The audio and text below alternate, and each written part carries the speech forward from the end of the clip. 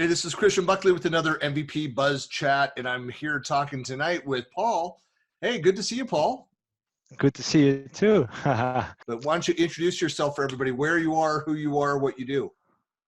Yeah, I will introduce myself. I'm Paul Keijzers. I'm Office Apps and Services MVP.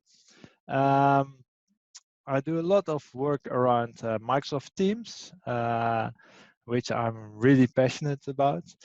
And we do a lot with adoption, but also strategy, how to set up Microsoft Teams.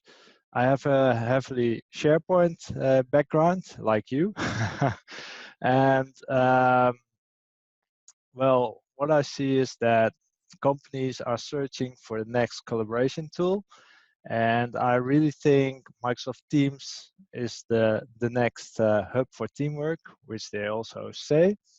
Uh, and we do that for a lot of companies. I was not at Inspire actually, but I will be at Ignite. So come and see me. I'm not doing a session, but come up to me and ask your question if you have a question.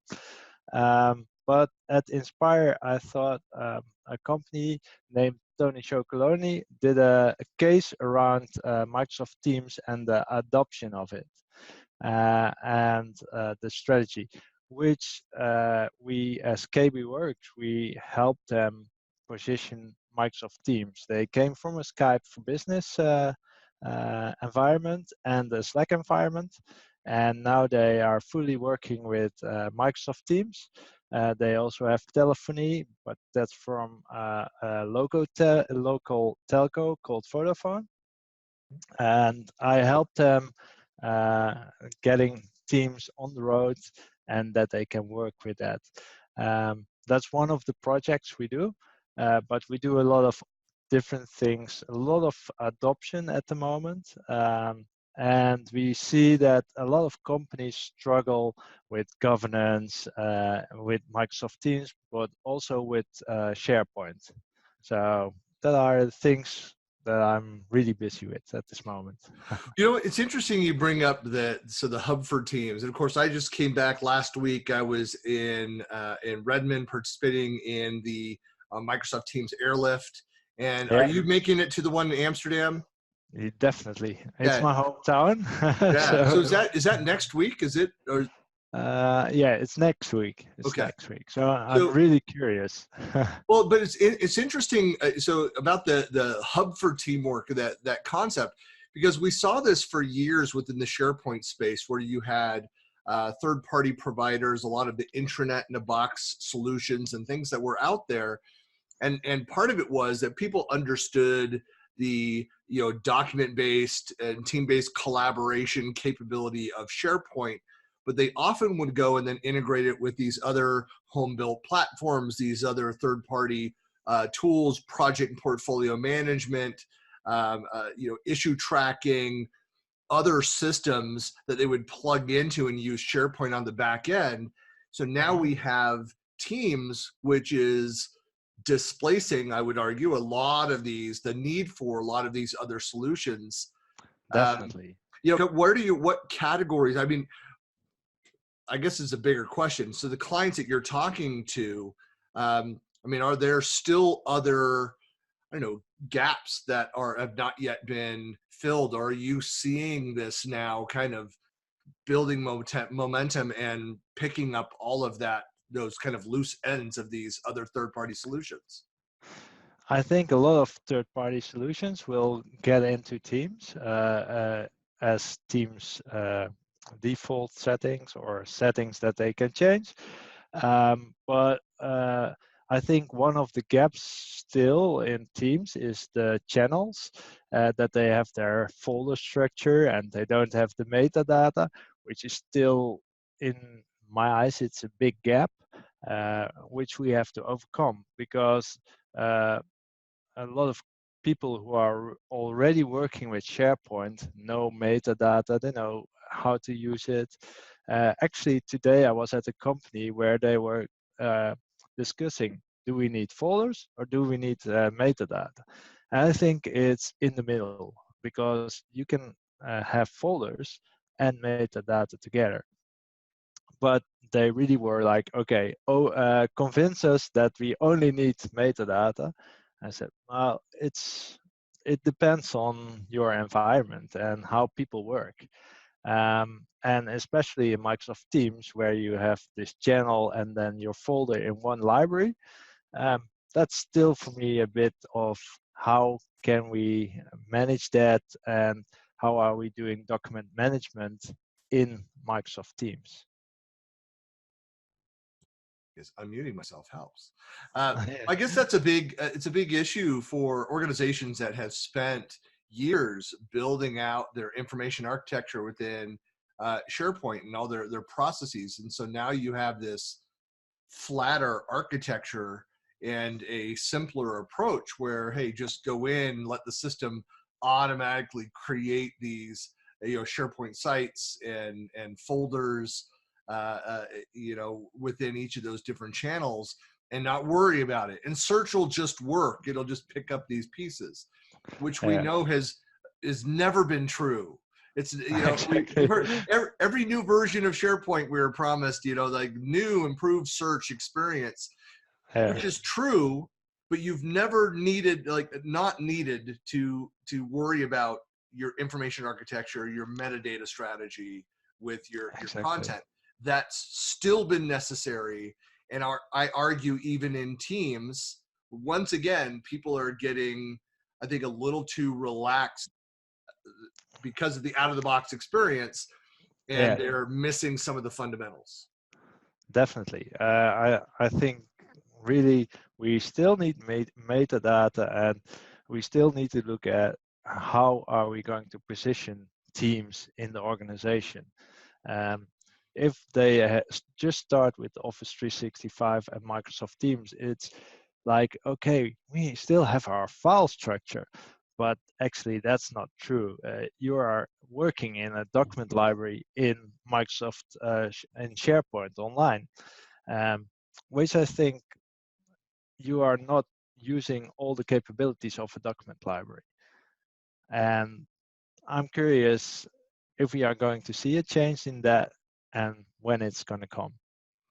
Well, the other piece too is that, I mean, I'm still running into companies that are using multiple other platforms, these other legacy applications. Call it whatever you want. I mean, there's valid reasons for using that. There's a lot of organizations that are multi OEM. They're not just a Microsoft stack. They're using AWS. They're using other tools that are out there, and sometimes by choice, sometimes through acquisition, as they're bringing these things in together.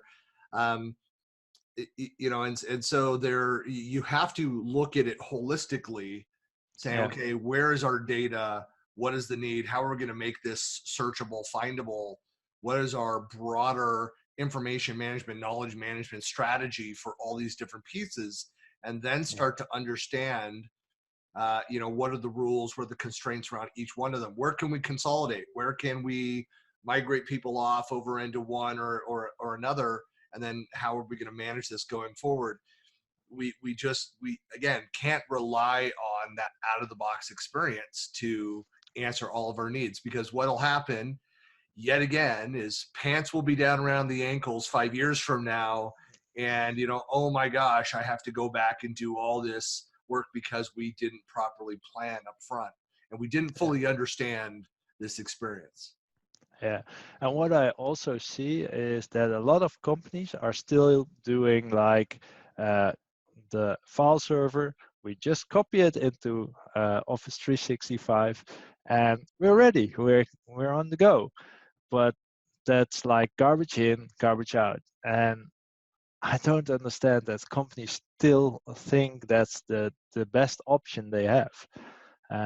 So there is something still not correct in there. Yeah, and why is that? Is that just because it's just ease of use? It's just that this is what they know, this is what they're used to, and that's it? Is there anything more to it than that? Because I think that's it with most organizations. You, Yeah, I think there are two things. I think one is they want to get rid of their own file servers as fast as possible. So they just migrate it and then they say, okay, let's see what we have, which I think is, yeah, you are going double the trouble yeah. because you get it in SharePoint or Teams, and then still people get messages that their file cannot be saved because the path is too long, all that kind of stuff. Um, I think when you correctly look at the data they have on the file server, it takes a little longer, but in the end, it saves a lot of time.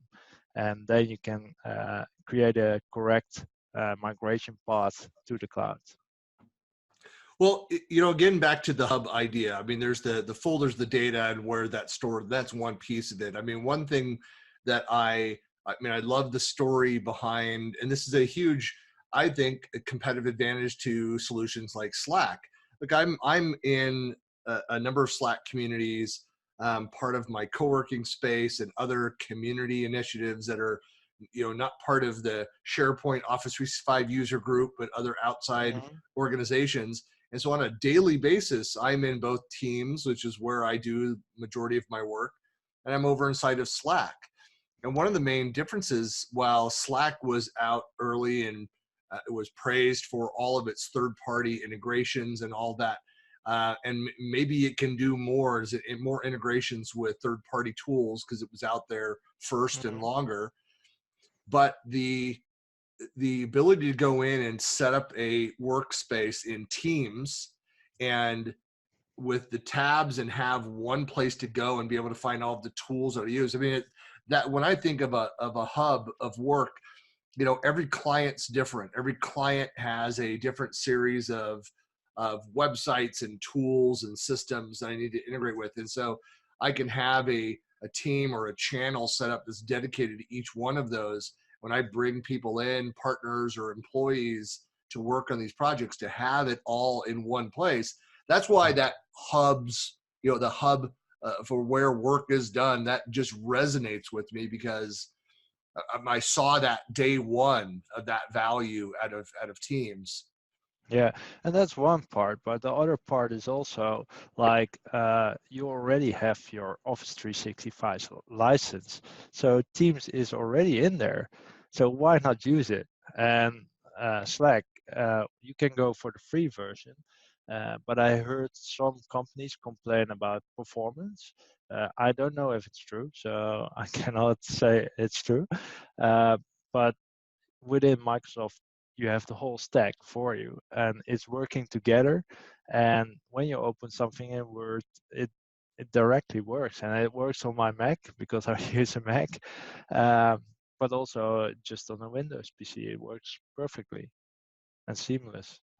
Yeah, and that is that was actually a change a few years back where it used to be able to enable like the web version to make it available to anybody that you invited into your environment to be able to co-edit, that you Mhm. had to be running the Office web apps, and there was a server component to that you had to host and cover licenses for, and so now that's built in, so people don't even have to have Office on their desktop. They don't have to have it locally, and you can collaborate with them. They can provide feedback, they can edit, they can chat, all of those things for free. Yeah, Um, and of course, if you need to do more with them, if they're a partner or an employee, part-time or full-time, and you can issue them licenses and give them more access. So you just have a lot of options now. You don't have definitely. to, work doesn't stop when you invite somebody in and they may be on a Mac and some cloud, some office, star office, cloud office, solution, do not use Microsoft products, can still collaborate and Yeah. participate in that hub. Yeah, and that's a really great advantage. The only thing where I think there's still a lot of how do you say that, distortion, is if you are like a front desk license, or E5, there's a lot of difference in license. So in your governance, you have to also look at, does it still work with my front desk license? So that's really important. How do you govern your environment? And at the moment, there are a few tools that help you govern Microsoft Teams. So that's an option to do, or you have to look at your license or customize it. Well, and I know Microsoft is trying to do a lot more through the out of the box, the admin console, capabilities. That's been a complaint for a number of years. And I was part of several, ISVs where we built admin, products on top of SharePoint and Office 365. And we had a business, a thriving, growing business because of the gaps. And Microsoft, like any OEM, is trying to stay on top of those things, looking at where do we see our partners, where are they very successful in filling the gaps, and should we fill in some of those gaps ourselves with native capability? And they're trying to do more and more of that from an administrative capability, either through PowerShell controls or through the admin consoles themselves. So you have this beautiful visual, way to pull reports down and proactively manage users and licenses and kind of all those things. That's all great. Partly to your point though, is like, if you are then using these other cloud-based services and competing products in conjunction with, it does make it a much more complicated management story as well. So that's something that you have to think about. Definitely. And I was thinking of something else as well. No, I forgot it. Yeah, no worries. It might come back to you. Yeah. So what else do you have? What else is coming up? What people want to find out more about what you do or get in touch? Like, what are some things out there? Like, what are you involved in the community here coming up in the next few months? Well, I'm involved in the Global Bootcamp, which is coming also to Amsterdam. Of course, I'm at Ignite, Airlift, the event. I will join there.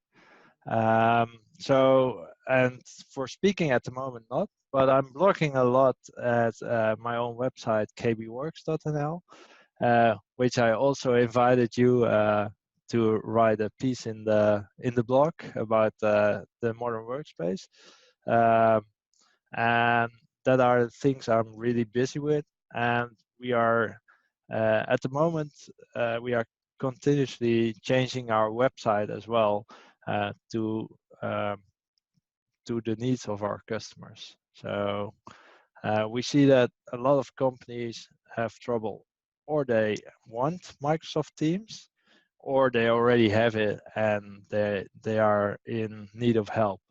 And that's where we come in and try to guide them to get their perfect experience.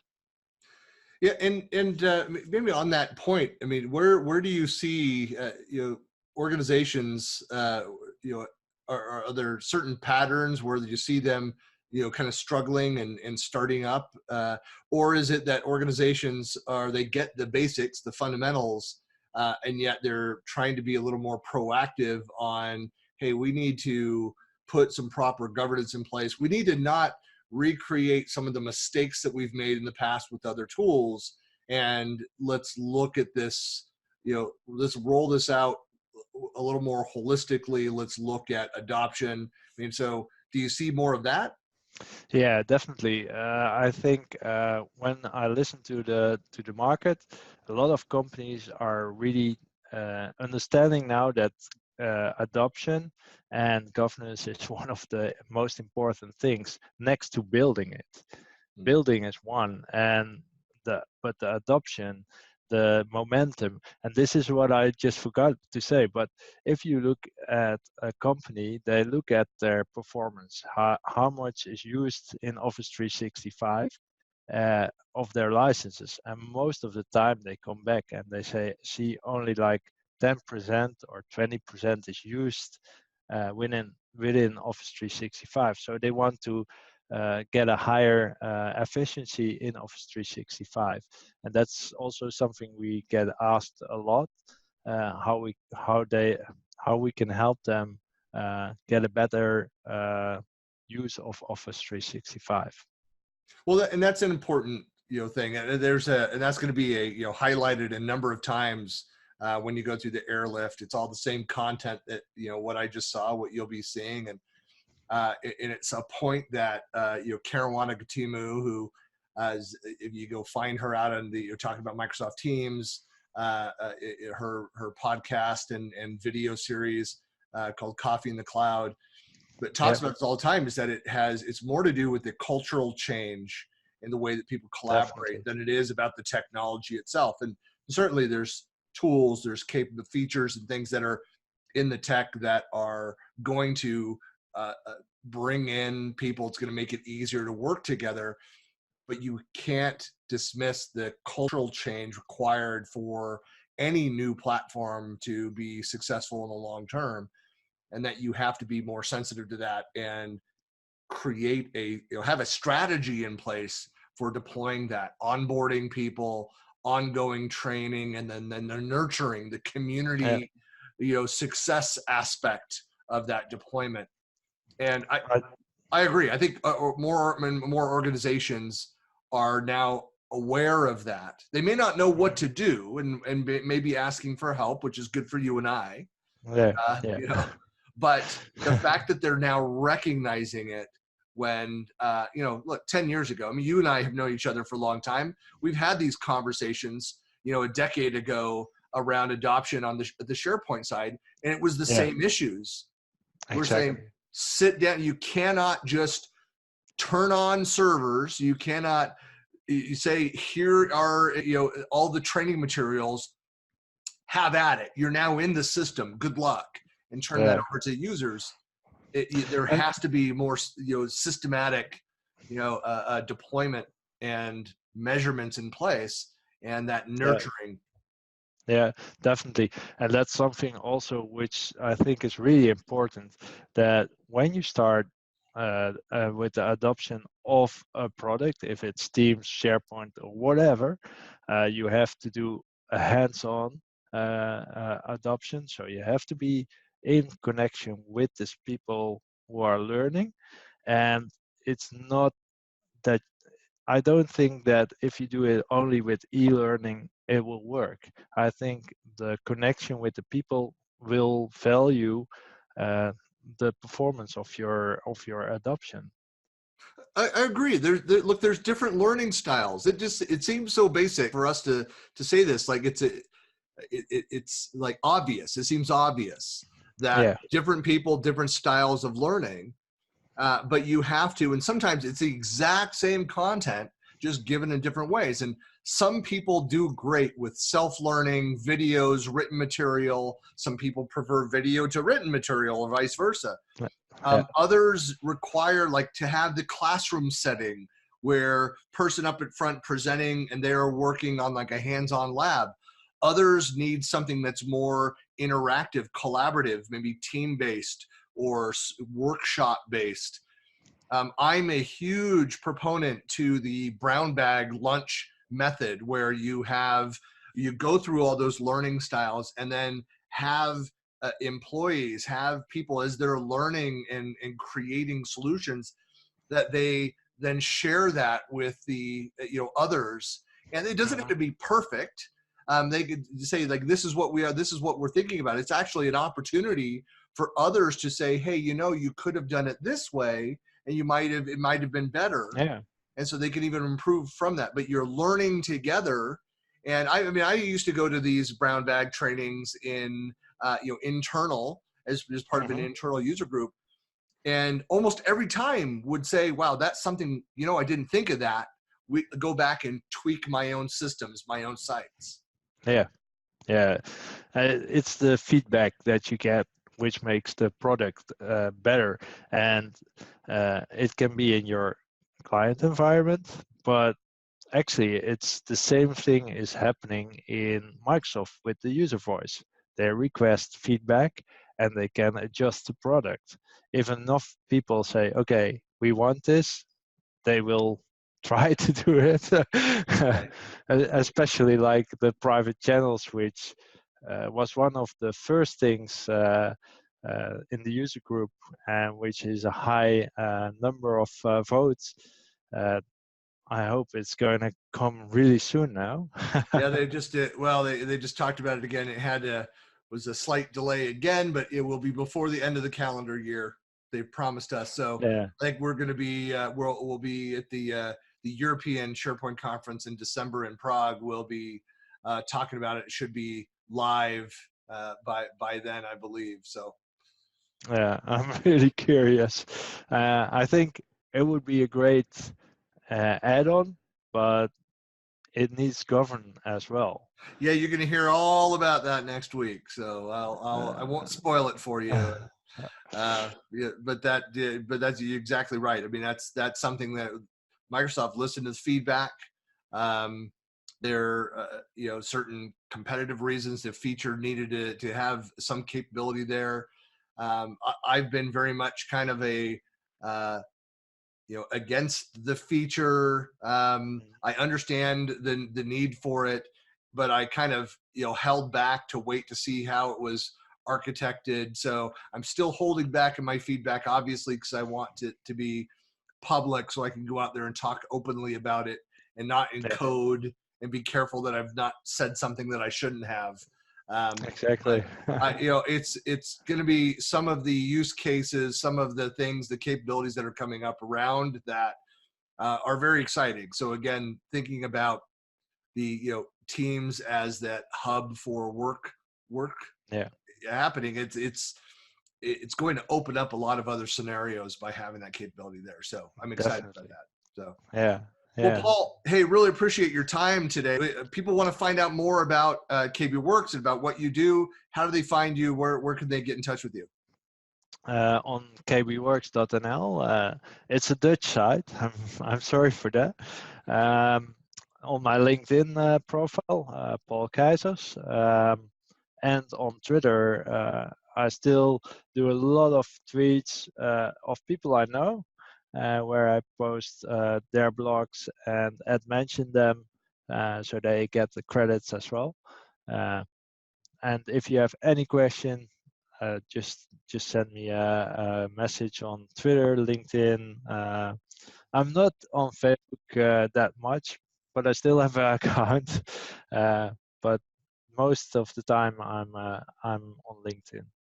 I think this is just kind of a great thing to say at the end of this, is that most of the people, just about everybody that I've interviewed in this series, you're number 67, 68, something like that. I mean, everybody's approachable. So if anybody listening, watching, if you have questions, I mean, feel free to reach out to Paul. Is the kind of person that, like, you're not going to turn anyone away. Like, I don't have time for this. You're going to respond back. So approachable people. So. Yeah, definitely. I like to help people. So if I can help, I will help. Well, thanks a lot for your time today, and we'll see you in Orlando. Definitely. See you there.